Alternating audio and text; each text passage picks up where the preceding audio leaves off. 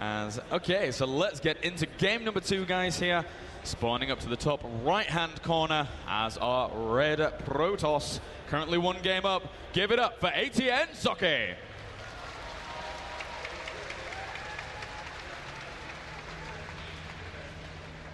And down in the bottom left, the Korean player who's been living in Germany specifically for this EPS. It is real.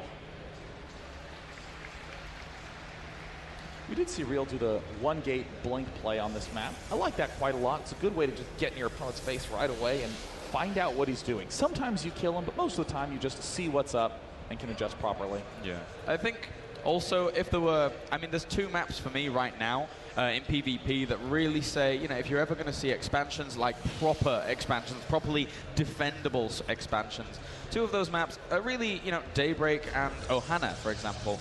I really do like the architecture of the naturals. Daybreak's a little more difficult to pull off because of the fact that the ramps are so far away from you, and again, you know, warp gate potential does end up just negating a lot of that big rush distance. But we see Socke a lot of the times actually going for very, very quick expansions on this map. And again, that immortal expansion play for PvP is so common on a map like this because of the way in which it just lines up and works so nicely. Yeah. I truly do like all those defensive plays on this map. Blink obviously works nicely due to the incredible distances, but often what happens is if you over blink, you sabotage your late game, and the opponent will see this and go, oh, all right, and then just expand and not attack, and expand to that third and not attack, and then when it's maxed army time, it's the perfect Speed Zealot Archon Colossus composition for the defensive player. And then this low Colossus, low Archon, low Zealot count from the opponent with a whole bunch of Blink Stalkers that die so fast. And that's, I love that you bring up Speed Zealot because I have a real soft spot for Speed Zealots in this matchup. Best unit in the game, man. They are so fantastic, and again, especially if your opponent overcommits to Immortals, they're like, oh, well, you're going Blink Stalkers. I need so many Immortals to be able to deal with that, and then all of a sudden you haven't scouted out the fact that they've got an abundance of Zealots with charge. They just run up against those Immortals like, hey, I ain't no thing, and just demolish them. So that is very cool. I like that.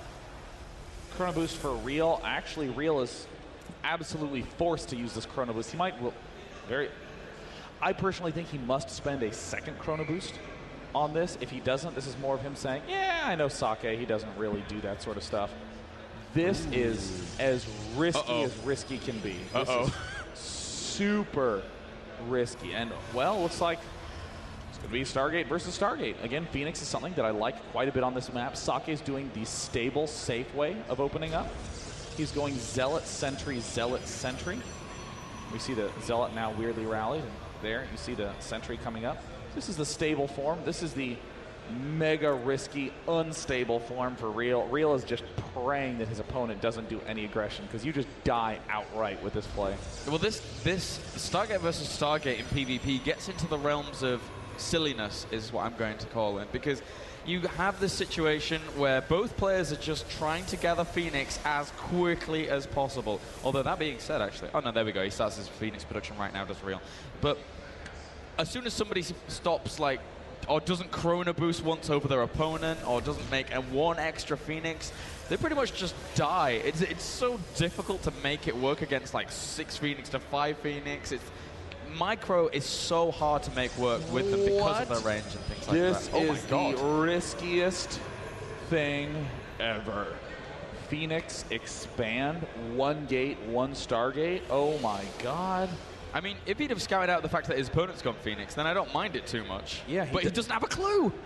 He does have this defensive Stalker, so right now he's just seen, he saw Zealot, Sentry. That's really going to be a Robo or Phoenix play. So that is a nice read by him, but Real's going to have to be very careful.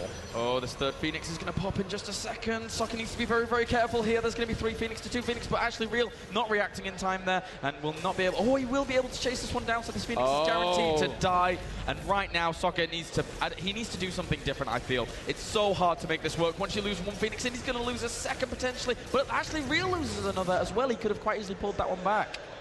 Quite a blunder there, exchanging those Phoenixes. in Socke's position, what a lot of players do is just build a second Stargate.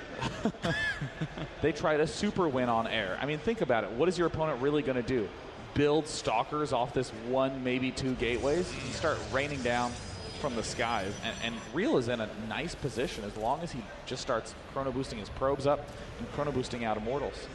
Yeah, I'm curious. There we go. The Immortals are in production here for now. Right now it's 4 Phoenix to 4 Phoenix. So both players losing one and the other one not really. I mean, the problem for Socke, I guess, here is that one of his is extremely weak, but he's going to probably try and keep it with his main army here to have that little extra DPS from those sentries and stalkers if those Phoenix actually want to dive in. But at the same time, those Phoenix get spotted by that pylon. I think he may have wanted to go and do some aggression up at his opponent's base, but again, it's so risky to do, just in case your opponent's Phoenix are positioned well.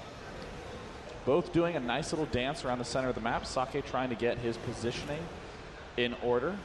Socke is just going to go for the 4-gate follow-up, a very, very common play, which is, again, why I'm so scared for Real in this spot. He has a small amount of units. He should actually wall off with some buildings to deflect against this attack. Yeah, you're completely right. I mean, a lot of the gas that he's used here is sank into those Phoenix, so chances are a lot of his main composition is just going to be Zealots. If you can negate the amount of surface area Zealots are getting on your composition by having those buildings, like you rightly said there, it can be so, so useful, especially if you're warping in things, creating things like Immortals and Stalkers. Here comes Socke. It's going to be an all-micro push.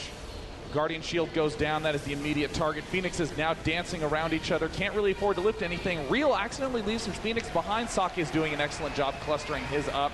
But Socke has far the superior ground force, is now charging forward with all of his Zealots. The Phoenixes from Socke kill off everything. The lift on the Immortal. And after a very cleanly executed counter swing, Socke is going to get himself a nice 2-0. Socke even ripping up probes here as well. Now that lovely force field to be able to block those probes off in the retreat. And right now, what can Real make to be able to come back to this? Not too much. Just going to be able to march up into the main. So many probes dying once again. Right now, 24 probes to 24 probes, but that's going to be rapidly decreasing here for Real in just a second. Despite what we said about Real's phenomenal performances during EPS against the likes of Socke and Hasuobs, it seems that Socke able to just kind of push it out here in this tournament setting. Very, very nicely executed. GG! Socke manages to land his top 8 position and qualify for the BenQ Finals. So congratulations to Socke then, as he will be moving on. Berlin event is indeed the BenQ Finals, and you know, the EPS is a really, really nice thing to not only be able to cast, but just have in Germany in general. It gives a lot of those German players really, really strong sustainability in their careers because, again, there's so much prize pool in these weekly tournaments during those seasons, not to mention the prize pool that's available at that final. And, I mean, what's even cooler to me is that this isn't the last game of the night for EPS. We have the finals of this 6th stop in the EPS circuit, where it will be the 2 teammates, ESC Goody going versus ESC Daisy, both of whom are already qualified, already very high in the rankings. But I wanted to just come back to that PvP a little bit with that Phoenix versus Phoenix play. There's this weird problem with Phoenixes where to deal with them, you either need more Phoenixes or a lot of Stalkers. And the reason for that is obviously more Phoenixes beats less Phoenixes, but the more important thing is what your opponent's doing other than building air units. If he's overcommitting to Phoenix, then he's going to have Zealots primarily on the ground and maybe some Stalkers. So if you win that air battle, you can lift up with your Phoenixes. Likewise, if you have a lot of Blink Stalkers, then you can have the ground dominance, lose to a couple of lifts from your opponent, but be generally all right with micro.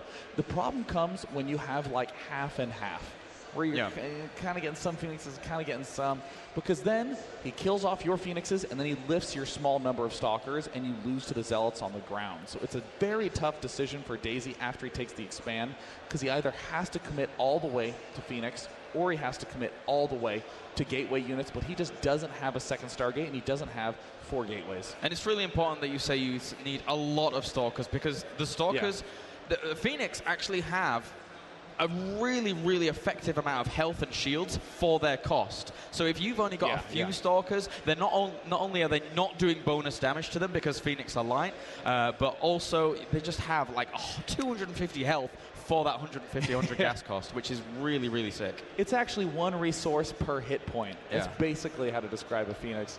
So let's go ahead and throw it up to the main stage with Jarrett for an interview with our winner. I'm here with our winner, Socke.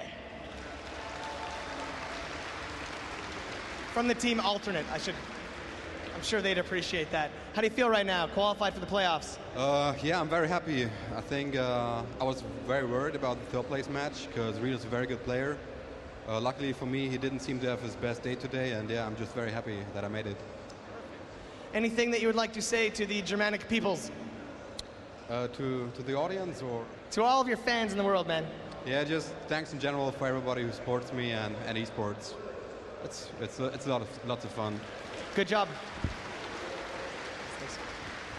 And we will be back shortly with the finals. Don't go away.